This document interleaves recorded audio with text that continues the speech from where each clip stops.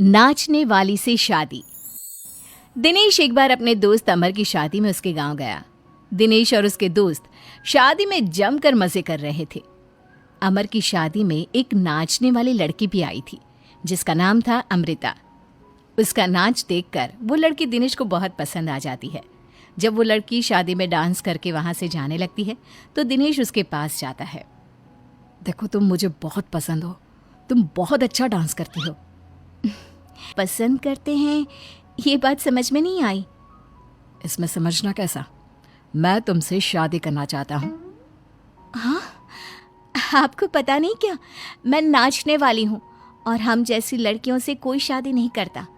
बहुत लड़के आते हैं तुम्हारी तरह बातें बनाने वाले, शादी के प्रपोजल्स लेकर लेकिन शादी कोई नहीं करता।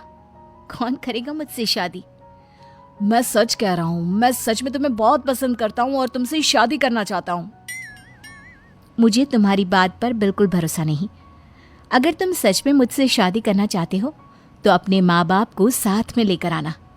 मैं तुम्हें यहीं इसी गांव में मिलूंगी, ये मेरा पता है। शादी होने के बाद दिनेश अपने घर लौट आता है। अपनी माँ के पास जाकर कहता है, माँ, मैं अमृता नाम की एक लड़की को बहुत पसंद करता हूँ, उससे शादी करना चाहता हूँ। अरे बेटा, लेकिन ये अमृता है कौन?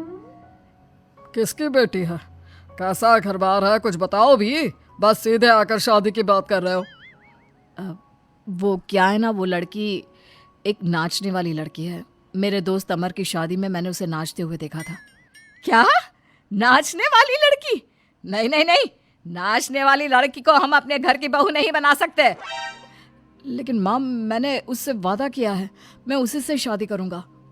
वादा करने से पहले अपने माँ बाप से पूछना जरूरी नहीं समझा? किसी भी नाचने वाली को ऐसे शादी का वादा करके चले आए।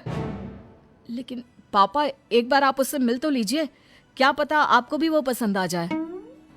दिनेश के माँ और पापा दिनेश और अमृता की शादी के लिए तैयार नहीं होते। एक दिन दिनेश के मम्मी पापा अपने गांव से बाहर कहीं जा रहे होते हैं। तभी अचानक से एक गाड़ी वाला दिनेश के पापा के स्कूटर को टक्कर मारकर चला जाता है। दिनेश के मम्मी और पापा दोनों सड़क पर घायल होकर गिर जाते हैं। तभी वहां अमृता आती है। अरे अंकल आंटी, आपको तो बहुत चोट लगी है, चलिए मैं आपको हॉस्पिटल लेकर जाती हूँ। अमृता दिनेश के मम्मी और पापा को हॉस्पिटल में एडमिट करवा देती है और उनका ख्याल रखती है। जब दिनेश हॉस्पिटल पहुंचता है, अमृता, तुम यहाँ क्या कर रही हो? तो क्या ये तुम्हारे मम्मी पापा हैं? वहाँ सड़क पर उनका एक्सीडेंट हो गया था, इसलिए मैं यहाँ हॉस्पिटल में लेकर आ गई। क्या ये वही लड़की है बेटा जो तुम्हें पसंद थी? हाँ माँ, यही तो है अमृता, जिसके बारे में मैंने आपसे बात की थी।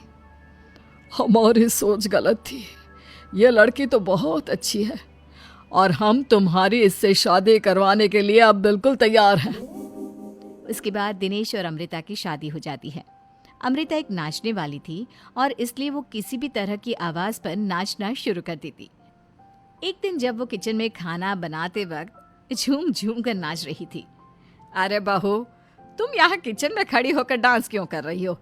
यहाँ कौन सा गाना बज रहा है? मम्मी जी, वो कुकर की सीटी का म्यूजिक है ना, बस उसी पर डांस कर रही थी। आप भी सुनिए ना, कितना अच्छा म्यूजिक है। अरे अब कुकर की सीटी पर कौन डांस करता है? अजीब नाचने वाली बहू मिली है। माना दिल की अच्छी है, लेकिन कुकर की सीटी पर भी नाचती है। भगवान भला करे। कुछ दिनों बाद दिनेश के पड़ोस वाले घर में कंस्ट्रक्शन का काम चल रहा था और सारा दिन मजदूरों के हथौड़े चलाने की आवाज़ आती रहती। उस आवाज़ की वजह से अमृता घर का सारा काम छोड़कर डांस करती रहती। ये देखकर दिनेश के पापा कहते हैं, बेटा, तुम नाचने वाली बहू तो ले आए, लेकिन ये तो हथौड़ों की आवाज़ पर भी डांस करती है। और बेटा, अपने घर का काम बिल्कुल छोड़ दिया है। सारा दिन बस मजदूरों के औजारों की आवाज़ पर डांस करती रहती है। कल मैंने एक गिलास पानी मांगा था तो मुझसे कहती है, पापा बाद में देती हूँ, अभी तो डांस कर रही हूँ मैं, डिस्टर्ब मत करो। माँ, पापा, आपकी बात सही है। अमृता के ऊपर तो डांस करने का नशा कुछ ज़्यादा ही सवार हो गया है। लगता है इसके पुराने काम का भूत इसके सिर में फिर से घुस गया है। अरे लेकिन बेटा, हम क्या करें? अब ये पूरा दिन इसी तरह नाचती रहेगी तो कुछ अजीब नहीं लगेगा? एक दिन दिनेश और उसका परिवार जंगल में पिकनिक मनाने जाने का प्लान करता है। दिनेश, उसकी पत्नी अमृता और माँ बाप चारों मिलकर जंगल में पिकनिक मनाने पहुंच जाते हैं। लेकिन तभी वहां पर जंगल के लोग उन्हें घेर लेते हैं। अरे क्या मुसीबत है ये? कौन है ये लोग? ये तो हमें जिंदा जलाकर खा जाएंगे। अब हमें कौन बचाए?